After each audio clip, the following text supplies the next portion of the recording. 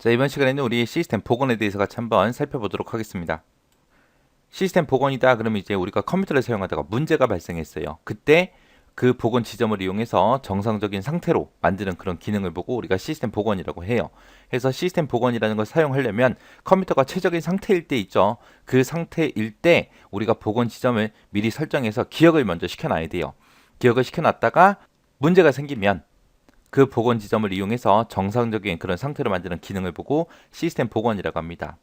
시스템 복원을 이제 실행시키는 방법은 우리 시작 버튼 누르고요. 모든 프로그램의 보조 프로그램에 들어가게 되면 시스템 도구라고 있어요. 거기 가면 시스템 복원이라고 있습니다. 이런 복원 지점은 컴퓨터가 알아서 자동으로 설정도 해주지만 사용자가 임의로 복원 지점을 내가 설정할 수 있습니다. 그래서 우리가 직접 복원 지점을 설정할 수 있기 때문에 최적이다 라고 생각이 들면 빨리 복원 지점으로 미리 설정을 해서 기억을 시켜놔야 되겠죠. 그래서 복원 지점을 이제 설정하는 방법은 이제 시스템 속성창에 들어가게 되면 우리 시스템 보호라는 탭이 있습니다. 거기서 이제 만들기라는 걸 클릭하면은 현 시점을 기준으로 복원 지점을 우리가 만들 수가 있어요.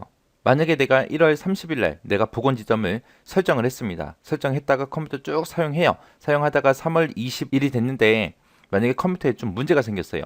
그러면 이제 1월 30일 요 날짜로 해서 이제 복원 지점 만들어 놓은 거대로 이제 시스템 복원을 하겠죠. 그러면 1월 30일부터 3월 20일 요 사이에 내가 작성한 문서들 있죠. 그런 것들은 그대로 남아 있어요. 시스템 상태만 이 날짜로 되돌려 주는 거예요.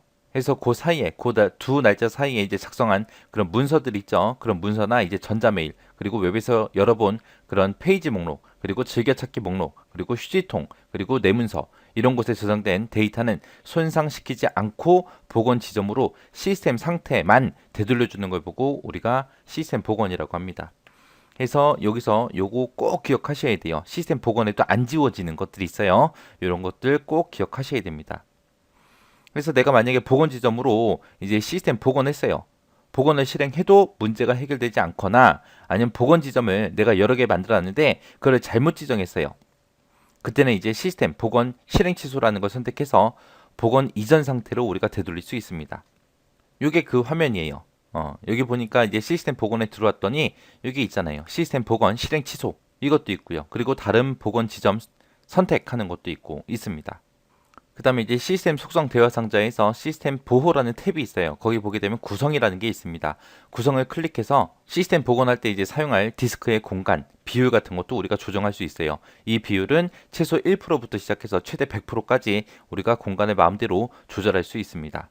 만약에 내가 시스템 복원에서 사용할 그 디스크의 공간을 만약에 줄이게 되면은 복원 지정 개수가 줄어듭니다. 그만큼. 이렇게 해서 이제 시스템 복원에 대해서 알아봤는데 여기서 꼭 기억하셔야 되는 거는 복원 지점을 사용자가 직접 지정할 수 있더라. 그거 하나 기억하시고요. 그 다음에 복원을 잘못했을 때 실행 취소시키는 것도 있더라. 복원 지점도 내 마음대로 선택해서 복원을 시킬 수 있더라. 그거 기억하시고요. 그 다음에 시스템 복원했을 때 안 지워지는 것도 있다 그랬어요. 그거는 꼭 외우셔야 돼요.